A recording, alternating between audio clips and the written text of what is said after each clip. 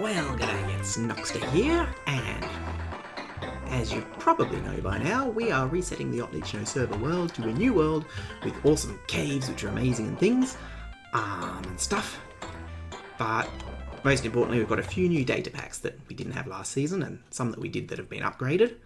So I just thought I'd give you a bit of an overview about those.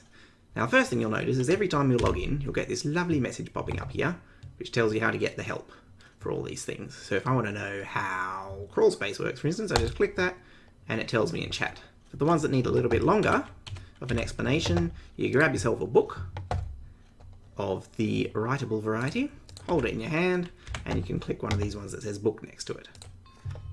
And that will give you the instructions, and you can read all about what you can do. So if you want detailed information about how to do the things, that's how you do it.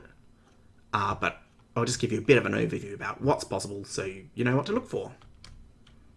I'll also mention that if you get tired of seeing this message every time you log in, you can just click on the X and you won't ever see it again. Unless you want to, which you can click that if you do it straight away, or you can trigger the help one and yeah, it'll turn up again. Then you'll see it until you tell it not to. So we have item customization, which allows you to put a bunch of cosmetic effects on your items to make them more fancy or practical. So just for fun, you can change the custom model data of something to make it look like something else. You can make it look like it's enchanted. And then you can add custom lore to it. Note that the method of doing this has changed since last time. It's a lot easier to mass produce things, and it's a little bit more convenient. You can also add colours on the name, woohoo, and formatting and all that goodness on the name and the lore. So that's pretty fancy. For more practical uses of it, you can, for example, take a sword of the diamond or netherite variety, and this works for swords as well as all tools, and give it a colour gem on the handle. And there's red, yellow, green and blue for all those tools, good for keeping, you know, your silk touch and fortune pickaxes apart, things like that. There's a full list of in here of all the resources that are included there. You can make a deck of cards, which actually will work really well with the bundles because you can store them all in one stack. So full list of all the fancy things you can do and the custom textures that are included. Actually, it doesn't mention the andesite stairs. Pretty sure. You can turn them upside down, like that. So yes, you can do all of that. Some other things are the hide flags, so things like where it says there that the attack damage and attack speed of swords or armor, you can remove that. You can remove the enchantments that something has, so that they won't be displayed. And of course, using the lore system now, you can make the lore on it look like actual enchantments with the formatting, so you can hide the real enchantments and put some fake ones on there just for fun and to troll people into putting something with cursor binding on their head that does nothing. Just as another practical example, if I got fireworks that I like to fly with and fireworks I like to shoot things with, I can add these little icons to them so I don't get them mixed up. That could be embarrassing. On the subject of flying, we've also got Skywriter, which is a nice little just for fun thing. If you hold down sneak whilst you're flying, it will leave a beautiful smoke trail behind you. You can try and write things. Whee! Or just for fun. Make patterns in the air. Whee! What fun. One feature that was added in 1.17 was these lovely light blocks, which are invisible light sources usable by creative mode players and map makers, which is really nice. But here's an idea. What if you could use them in survival? So now you can craft these. You get yourself some ghostly things, phantom membranes and gas tears, and combine them with some light sources, jack-o'-lanterns and shroom lights, and you can make yourself some ghost lamps, as we call them. Just like vanilla mechanics, you can place them down, but you'll see a little number pops up. So instead of having to use the F3 menu to see what level it is, it just shows you. Whee! It only does this when you're holding the lights in your hand, either hand. Otherwise they go away. Just like vanilla mechanics, you can right click them with the light to increase the number, it goes back to 0 and then all the way up again. But we've also added this tool that you can make, the Deluminator, which you can point it at them and take that number down. You can even do it from a distance, pretty much anywhere that you can see the number from.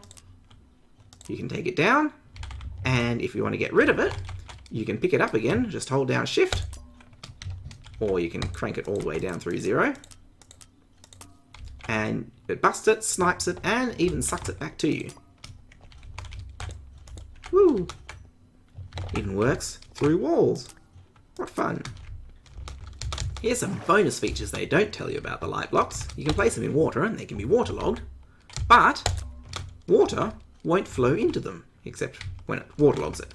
So for example here, okay, that waterlogs it. Where's somewhere where it won't do that? Here.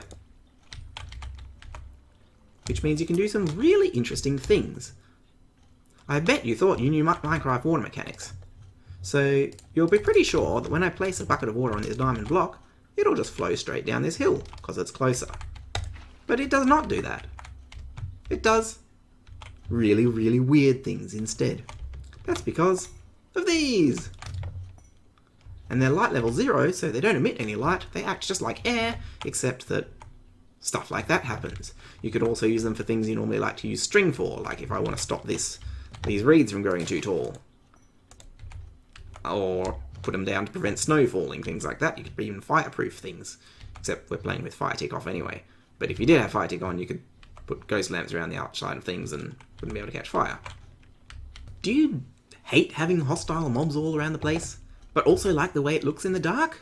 Well, this is why you need a despawner. Get yourself a redstone lamp, chuck an ender crystal on top of it, and a beacon in place, and you create a despawner. These work exactly like they did last season, on the user end at least, but internally they work a little bit differently with silverfish. But yes, you put that down when the lamp's on. You can control it with redstone if for some reason you want to. When that's on, anything that spawns within a 100 block radius that's on a certain list of things, and you can see the full list here, that list, anything on that list will instead be replaced with an invisible silverfish which sits inside the block they spawn on. So for practical purposes they don't exist, but it'll still affect the mob cap, so you won't get mobs keeping on trying to spawn. You won't be able to use it to make an easy perimeter. Like, so if you want to build a mob farm, you'll still need to light up everywhere. You'll still get spiders. It doesn't work on spiders. I thought spiders are a little bit natural, and let's not make it too easy for you. Alternatively, maybe you don't mind dealing with so many hostile mobs, but you really hate when creepers blow your stuff up. Well, what you need is a creeper nerfer. So instead of a beacon, put a soul campfire, collect 4 music discs of any of the kinds that creepers can drop. Let's use these as an example. And you cook those music discs on the fire. And again, turn on the redstone lamp and whoosh! Sparkly particles, you can see it's working. Any creeper that spawns nearby, or even ones that wander in this case, will become nerfed. They get sparkles, aren't they pretty? But when they blow up, instead of destroying blocks, they will summon a whole bunch of fireworks, which still does about the same amount of damage to you, roughly, give or take. There's also a few nasty potion effects. You'll see I've got some weakness and mining fatigue. I get blasted in the air still, thanks to a sneaky charge of levitation. But the blocks are completely fine. So that's a lot of fun. Just one thing to be warned about, / cautious about, is powered creepers. It does not affect powered creepers, so they still... I throw a trident at you, in not the way you're supposed to throw tridents at. If they get charged by lightning, they still go kaboom. So be a little bit careful. Do you love crawling around in 1 block high tunnels, but hate that you always need to flippy flap a trapdoor or something to do it? Like, come on guys, I just want to lie down on the ground and crawl. Why do I need a fancy apparatus to do that? I'm not like old and decrepit or something. So now, all you need is a stair, which I guess still counts as some kind of apparatus. Whatever. But no moving parts, just a stair block. Can look pretty natural. Tunnel entrance. Go under there, make sure you're holding sneak, and boom! Straight into crawl mode. Just pay no attention to the invisible shoulder that spawns above you. And works with any kind of stair, anywhere. Just sneak underneath it, boom. There you go. Does this ever happen to you? Oh, bum! I died! If it has, then you'll be happy to know we have Save Our Stuff. you'll get this lovely death message telling you where you died, so you know where to go and retrieve your items. Somewhere around here. Oh look, I can see them, even through the ground. They're down there. That's where my items are. What's this? These don't look like my items. They've all been transformed. Why? At least they tell me what they are, and when you pick them up, they change back. Whee! Everything is right where you left it. Sometimes you might get things that are supposed to be not stackable stacking. Possibly if they fall in a hopper, maybe. I don't know. Oh, there's a lovely death marker showing where I died. It looks like my head. Alright, full explanation. They get transformed because they get turned into netherite, so that if you die in lava, your items won't be lost and destroyed forever. Woohoo! The death marker, if I want to keep it around for posterity, I can rename it Persist, and it will remain forever.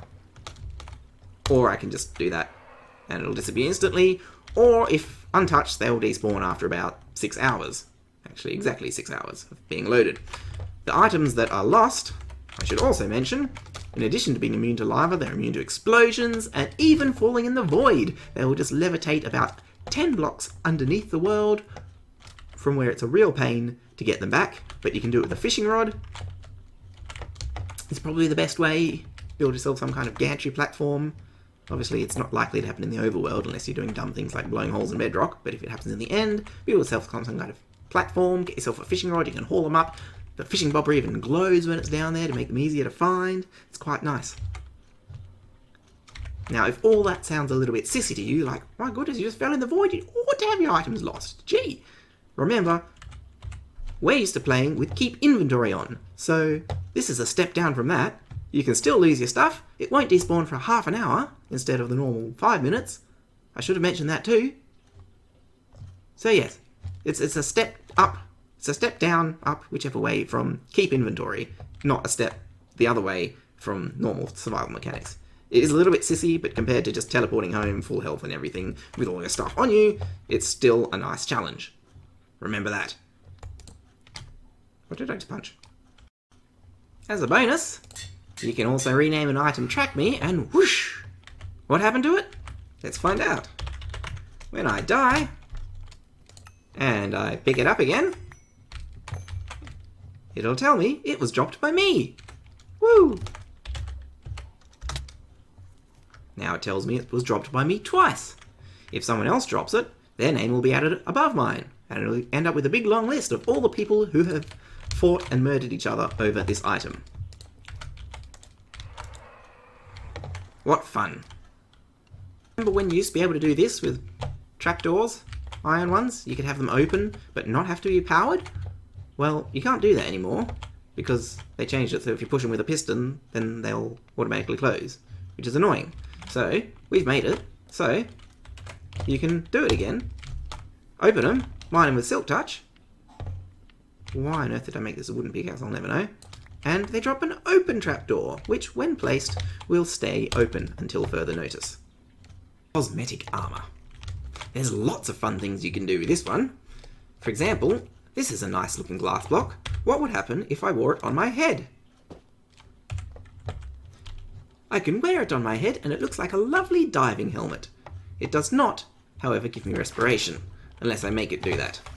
If I want to give it respiration or any other enchantments, all I need to do, and I say all in quotes, is get myself a netherite helmet, put whatever enchantments I want on this, name it, excuse me, and then get myself struck by lightning. Actually, let's enchant it first.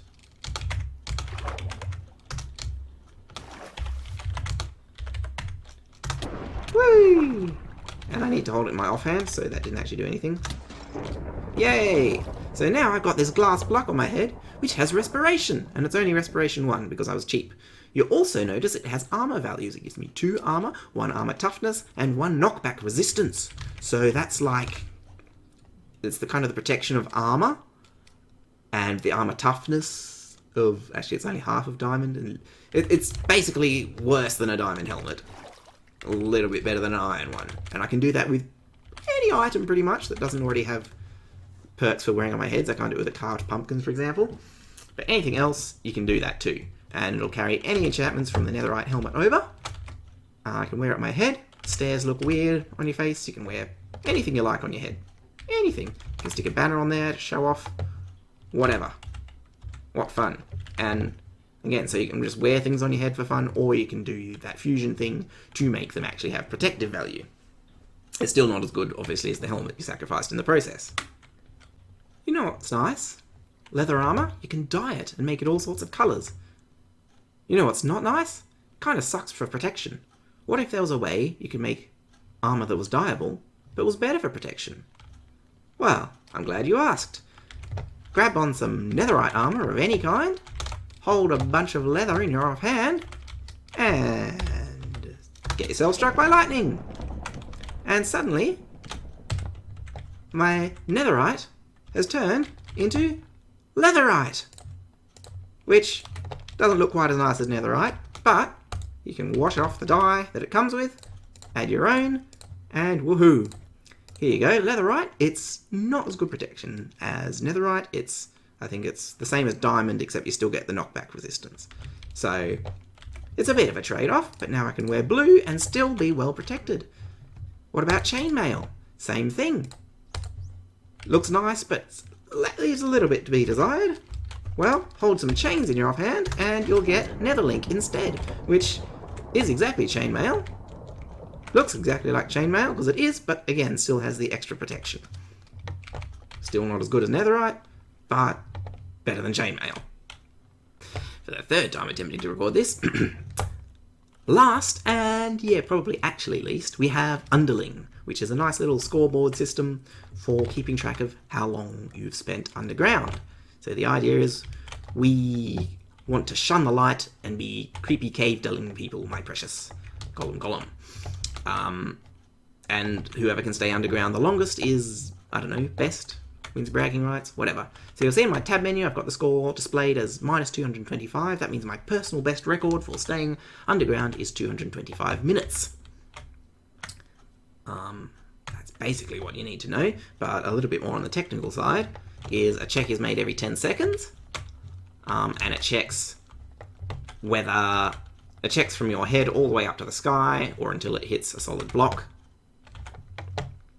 It actually uses a list of blocks to check for, and there's a few weird exceptions like amethyst clusters. If you put one of those up there, it'll still count as you being underground.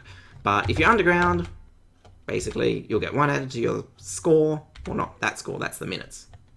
But your score will be increased. If you're not underground, it will be reset. There's a few special exceptions. If you're in the nether or the end, they don't count, so the check won't even be made. It won't reset or be increased.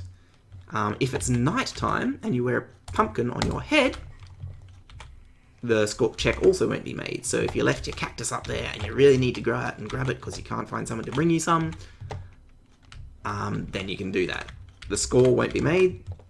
The check isn't even made. You can run up, grab your cactus. Obviously, if it hits today, the check will be made, and you got to get underground by daytime. Also, just a warning: if it's nighttime, even if you are underground and you've got the pumpkin on your head, the check also won't be made. So it's yeah, you got to take it off. On that note, obviously, you can wear a pumpkin and press F3, not F3, F1. And you can kind of see a little bit. That's cheating. Don't do that. The whole point is you're supposed to protect yourself from the evil, nasty daylight. And similarly, the check also isn't made if you have the Vanilla Tweaks AFK display pack, which I believe we will on the server. When that says that you're AFK, the check is also not made. So you can't just sit in a hole. You could abuse the system and put yourself in a water stream that goes around in circles, or if you have one of those farms, like a netherwort farm, that you end up moving, I believe they won't count you as AFK. Obviously, don't do that. That's discouraged on a system. If you think your score has been made unfairly, we can sort that out. But for the most part, it's just for fun. Don't try and cheat the system, because that defeats the purpose. Aside from that, have fun. Alright, I think I've covered everything now. So, have fun exploring the caves and building things and doing whatever you do. Once again, check out the full help things here for a more thorough explanation of how to do the things. But hopefully that gives you an overview and makes you go, ooh, that's nice, how do I do that? And then you click on the book and you read the book. And yeah. This is Nochster, signing out. Have fun, and I'll see you down there.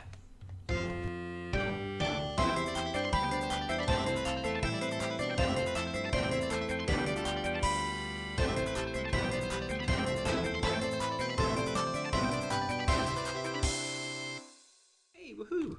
I just recorded another half dozen clips and didn't realise OBS had crashed, so I didn't record them. Woo!